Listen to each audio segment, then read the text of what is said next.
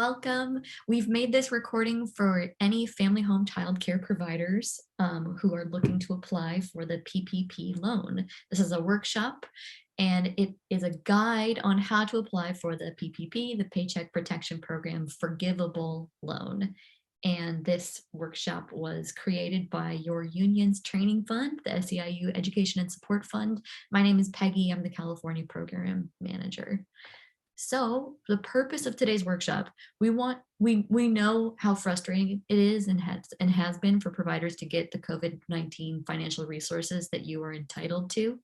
And we want to empower you with the information that you'll need to complete a PPP Paycheck Protection Program application to receive your loan. And really importantly, we want to make sure you understand how to properly fill out all of your forms, including your follow-up forgiveness form, to make sure that your loan is completely forgiven.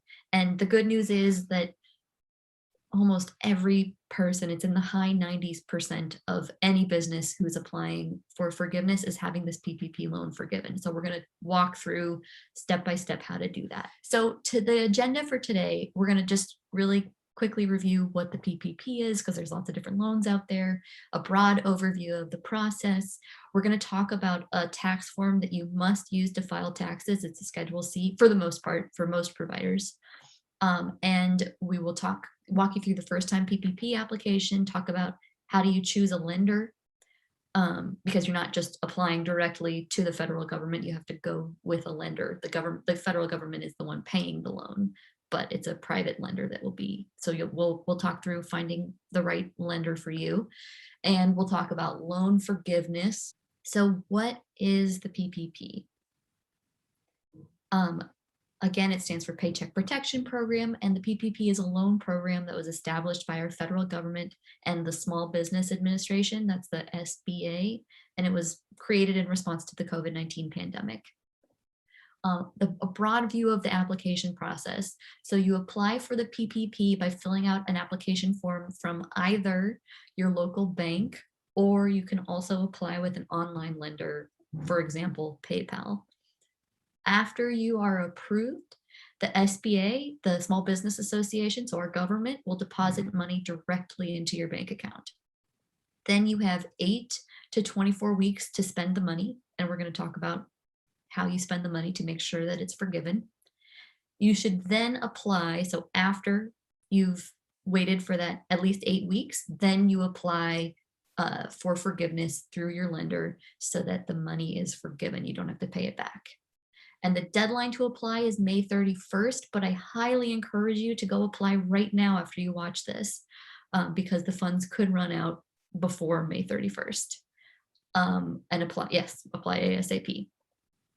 So just really quickly, why the PPP is such a good option for childcare providers.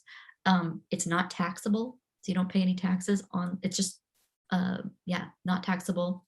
It's very easily forgiven. So it's, for most people, free money. And you have to spend at least 60% of the loan on payroll, but 60 to 100% on payroll for yourself is what the child care tax expert Tom Copeland recommends. So let me repeat myself. It's recommended that you just spend 100% of this loan on paying yourself. We're going to talk about the necessary tax form Schedule C, or Form 1040.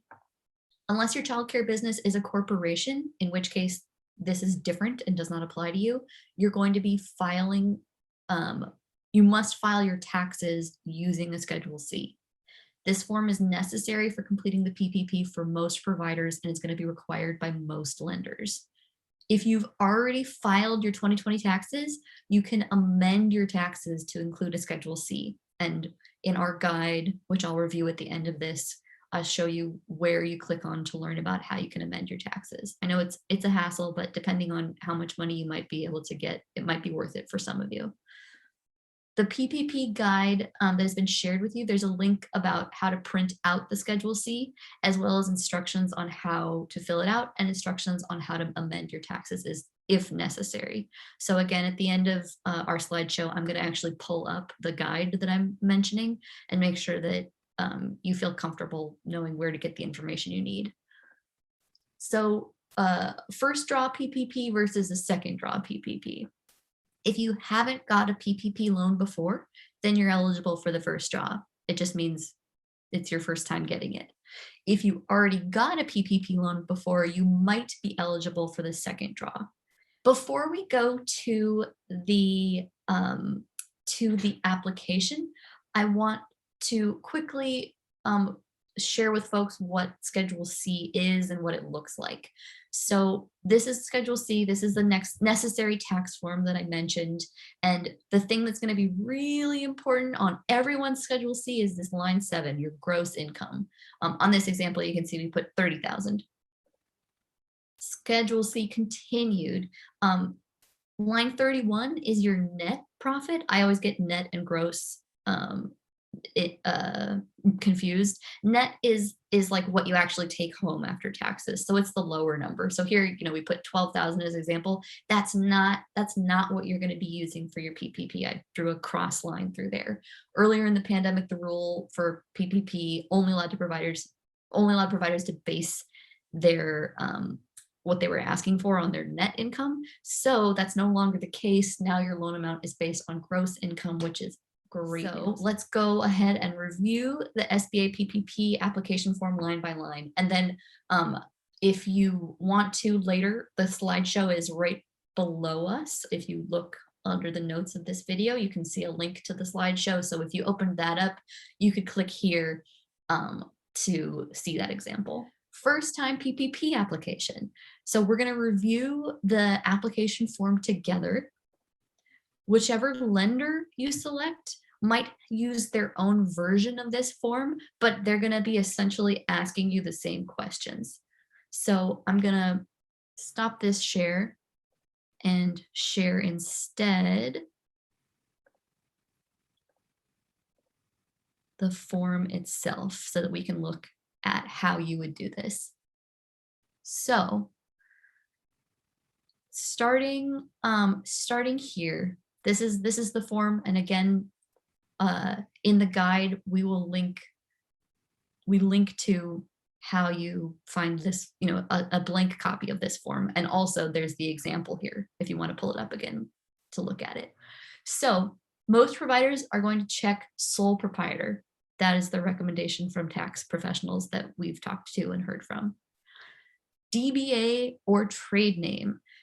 Only if you have a registered business name with the state, then you enter that. If you don't, just write NA or leave it blank. Year of establishment, that's the year that you started your child care business, and you can also write NA. Business legal name. If you have a legal business name, enter it here. And if you don't, just enter your own name. The NAICS code. This number here is the child care code. It's going to be, you're going to use it on the forgiveness form as well. This is the code. And then providers will click no more than 500 employees. I have not met a family home child care provider with more than 500. Business address. This is the address where you care for children. For most of you, this will be your home address. Business TIN, EIN, SSN, or ITIN. Use your EIN or your social security number and make sure this matches your Schedule C. Business phone, your phone number, primary contact, that's you, put your name there. Email address, your email. Total amount of gross income from IRS Form 1040, Schedule C, line 7. So enter the amount from your 2019 or 2020 Schedule C, line 7, whichever is higher. And if you haven't used a Schedule C in the past, the easiest thing to do, if you haven't done your taxes already, is to plan to do them with a Schedule C. So then you'd be doing 2020. The tax year used for gross income, just whatever year whichever year you're filing with the Schedule C and choosing, choose here. And again, if you've been filing with a Schedule C this whole time, for here, pick whichever your gross income was higher, 2019 or 2020, because you want to get the most money possible. Number of employees, including owners. So you're the owner. So if you don't have any employees, just enter 1. Most providers will just enter 1 here. And I'm going to talk a little bit later about who qualifies as an employee. I didn't want to squeeze it all into this tiny little thing. So if you do not, let me just scroll first and then I'll read. If you do not have any employees other than the owners, again, you are the owner, complete this table. So your gross income from either the 2019 or 2020 IRS form Schedule C. So that's line 7 of your Schedule C. And then this B is asking you to divide this number, the gross total from Schedule C, by 12. So you divide A by 12. That's to get an average month. And then you are going to multiply the 12 times 2.5.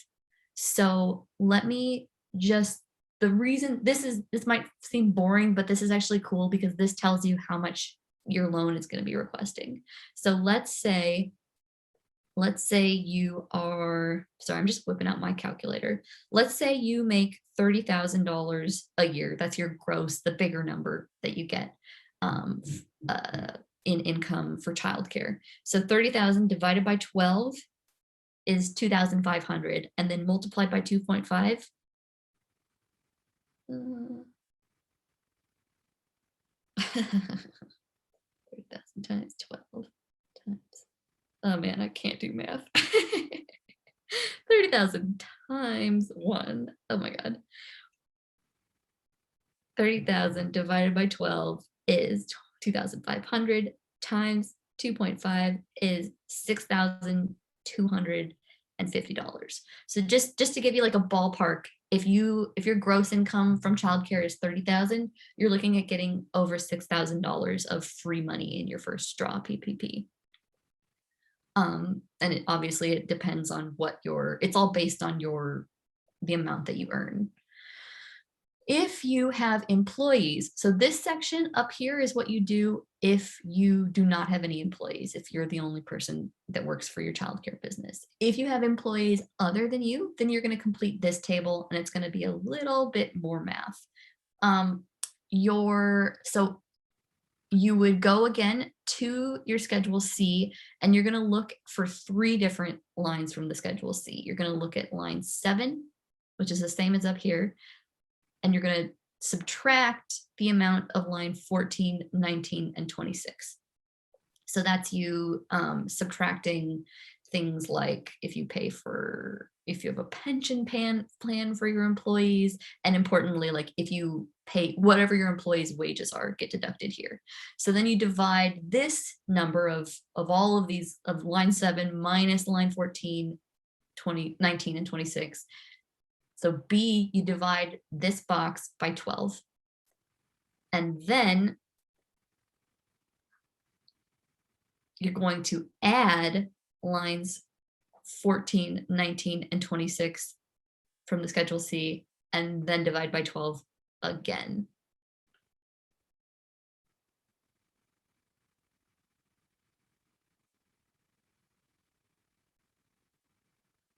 And then and divide by 12 again. And then you are going to add this number and this number, those 2 numbers that you got by dividing by 12. And then this I'm going to talk about, it also applies above here. If you want to, I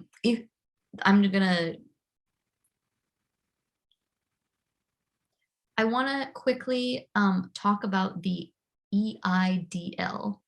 That is the Economic Injury Disaster Loan. So this only if you got an EIDL. If you didn't, you can just ignore me. If you did, you have the option with the PPP of adding your EIDL to your total loan request. And if you do so, basically what this does is it transforms your 30-year EIDL with 3.75% interest. It turns it into a much faster loan. You have to pay it off faster, but the interest is only 1%.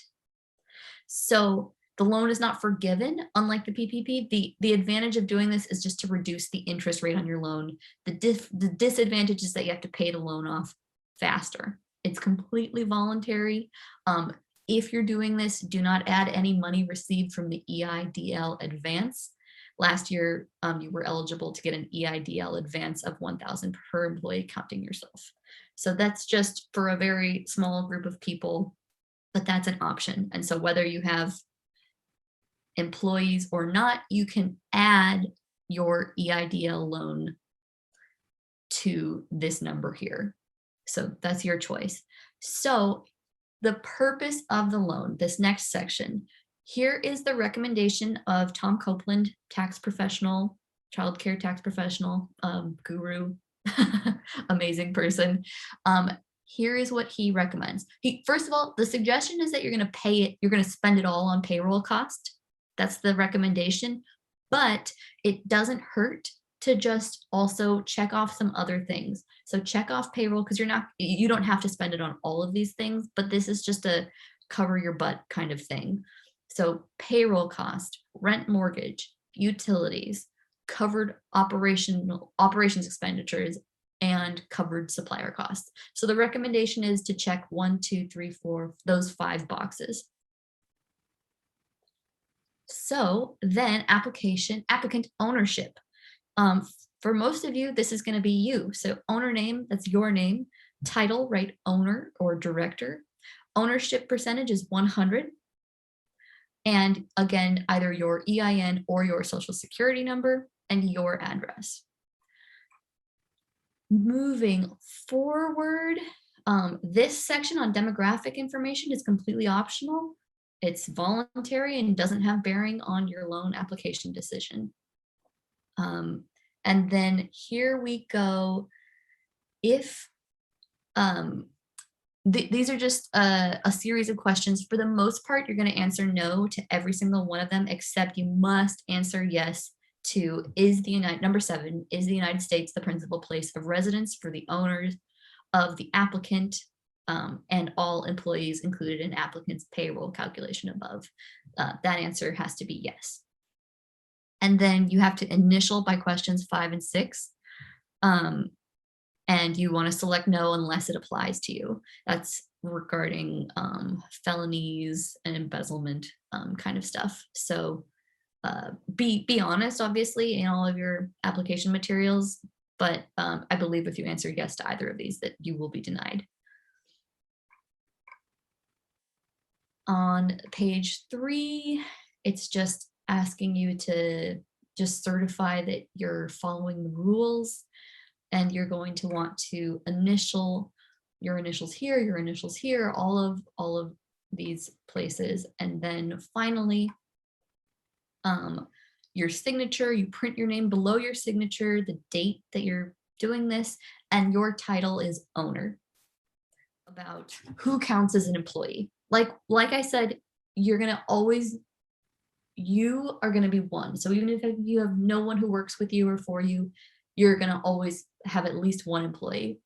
But if you have no employees, you'll mark yourself as 1. Other employees are only counted if you've been treating them as employees. So that means you've been doing payroll tax, withholding Social Security, doing state and federal unemployment taxes, etc. Do not count your spouse if you haven't followed these rules above here, really counting someone as an employee the way they'll be counting it. And don't count independent contractors. So the second draw PPP, I just want to touch on it briefly. This is for folks who've already gotten their first PPP. We're focused a little bit more in this workshop on the first draw. Our written guide can lead you through the step-by-step process of the second time application. So our written guide, which I'll go over at the end, it can take you through all the forms you need for the second time application. And you might want to use the same lender that you did your first draw with, and you can also change lenders. To be eligible for the second draw, you have to, this is kind of like the big thing that's going to stop some people from being eligible. You have to show at least a 25% reduction in your gross income in 2020 as compared to 2019. So they want to see that you had at least a 25% loss in income during the pandemic year. And there's no rule that requires you to wait 8 weeks before applying for the second, But if you do apply for the second right after the first, you have to have already spent your first draw PPP loan before you can receive money from the second draw. Let's talk about choosing a lender. You can apply for the PPP through your local bank or credit union. And our written guide has a list of many different participating bank lenders. If you do not have a separate business bank account for your childcare business, it's recommended that you apply through an online lender because most online lenders don't require a separate business bank account and most banks do. So I just want to briefly talk about online lender options because I think it's going to apply for a lot of people. We've recently heard success stories from other providers about Womply, which is not a lender themselves, but they're a third party that specializes in self-employed, sole proprietors, and independent contractors. You guys will be sole proprietors. And they have a quick application process which matches you with an appropriate lender. So we've been hearing good things from other providers about Womply. PayPal is a popular one. Pros is we know that it works. We know that providers have successfully had their loans funded. Cons is you have to upload all the documents at the end, which I heard was tricky. There's a 2 to 4 week turnaround, so that can be a slow time to wait to see if you're approved. And we've also heard that they've asked providers to resubmit info. And then a third online lender is Bluevine. We've just heard that it's really straightforward and that providers have been approved really quickly. Or so at least, yeah, you'll get your response about your approval status very quickly, which is really helpful because, you could get rejected from one place and then get accepted somewhere else. Once you have an application submitted with one institution, you cannot submit another application through another lender. Providers have had trouble canceling an application that has been submitted. And then let me just go back to quickly talk about Womply and Bluevine. The benefits of them is that I think they're just a little bit more user-friendly in terms of you can upload, like the file doesn't have to be like the perfect kind of file. Like if you upload a PDF or a JPEG or a PNG, they'll accept all of those. Whereas I think PayPal and some of the other online lenders are pretty strict about like the file must be this kind of file and it can be a hassle. How to spend the money. Okay, so let's imagine that you got your loan. So the recommendation for spending the money once it's been deposited into your bank account, remember, it's just going to get deposited directly into your account. You must spend at least 60% of that money on payroll. And then Tom Copeland, the childcare tax guy I mentioned earlier, his recommendation is that you spend 100% of the money to pay yourself. Suggestion, once the money gets deposited into your account, you can divide it by 8 weeks, and then you pay yourself that amount each week for 8 weeks. So, because again, the idea is that this is payroll. So by dividing it and then paying yourself regularly over time, you are creating proof that you are spending the money correctly. And then after 8 weeks, contact your lender for forgiveness at least 8 weeks after receiving the money. Okay, and so I would be like, how do I pay myself? I don't get that. What do you mean? So again, you can use up to 100% of the money, that's the recommendation, to pay yourself. So to do so, there's different ways you can do it. You can transfer money from one bank account to another. So if you have multiple bank accounts, you can transfer it from your business account to your personal account, or you can write yourself a check. And you want to write payroll in the memo line of the check. If the money is coming from your personal account back into your personal account, so let's say you don't have a business account, you just have one account, that's fine. Just write yourself a check and cash it, or write yourself a check and then deposit it right back into your personal account. The whole point is that you're creating a paper trail and evidence that you spent the money on payroll if the lender needed to ask for proof. Once you get the money deposited into your account, okay, this is repetitive, but I think it's helpful to just imagine it again. So you got your money. You only have one account, or maybe you have two accounts, but you divide, let's say you have $8,000. So that divides by 8 really easily. So you know that you're going to write yourself a check for $1,000 every week for 8 weeks. So, and let's talk about the forgiveness form. It looks a lot like the other form that you already filled out, and it's a lot easier. This is one page. So this is a form for anyone that got a loan of less than $150,000. I think that will be most of you, although my hat is off to those of you getting a PPP loan for more than that. So again, your business name, use the name that you put on your PPP application form and federal tax return. DBE, the doing business as, or trade name, only if you have one, you can list it. You don't have to have one. And again, your answer here should match what you put on the PPP application form. The business address, that's the address where you do childcare. Here's the same code that you used earlier, 624410. Again, all of this information will be the same as what you put. So your either EIN or social security number, put your phone number, your name, your email address. You're gonna, whether it's the first one or the second one that you're applying for forgiveness for, just put a check there. And then the SBA PPP loan number. So this number should appear on the paperwork when you got your loan, when your loan was accepted. Sorry, let me repeat that. This should appear on the paperwork when you got your loan accepted. If you can't find it, ask your lender. The lender loan number, again, that should come from your lender. And your lender is either the bank or credit union or online company that you did your loan through. The PPP loan amount, that's the amount that you received. The PPP loan distribution day, that's the date that the money was deposited into your bank account. Okay, employees at the time of loan application. Again, remember, you want to enter one for yourself and one for each employee that you had when you applied for the loan. And then the number of employees you had at time of forgiveness. If this changed in the 8 weeks after, since you're applying, when you're applying for forgiveness, you want to enter one for yourself and one for each employee you have now that you're applying for forgiveness. Covered period.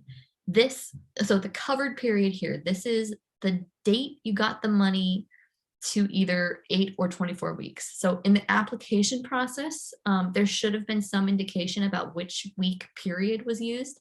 And if it's not clear, we just recommend that you enter 8 weeks. Okay. If borrower, and so that would be 8 weeks from the time of the money being distributed until 8 weeks later when you're asking for forgiveness. So, okay, this is, again, if you received $2 million or more, we're not going to check that. Amount of loan spent on payroll. So enter the amount of the loan that you spent on payroll. Again, the recommendation is that you do the whole thing. Yeah, it has to be at least 60%, but we recommend the whole thing. Requested loan forgiveness amount. That's the full loan amount. By signing below, so this is just, again, just making sure that you're recognizing the rules, you're respecting the rules, feel welcome to read that. And then you're gonna sign it, print your name below, date it, and again, your title is owner. And the second page is optional. It's, again, they're asking for demographic information. You're welcome to disclose it and you don't have to. So we're coming to the end of this webinar, and I want you to know what resources you're walking away with. So you're going to get a copy of the PowerPoint that I just walked you through. And below this video, again, there's a link to download the slides from the PowerPoint, and there's a link to our PPP loan guide and resources for childcare providers. So here it is. And I just want to walk you through it briefly so you know where to find the things that are most commonly asked. And you can also click here to review anything in Spanish. So again, there's a full step-by-step guide available below for both first or second time applications and how to make your loan forgivable.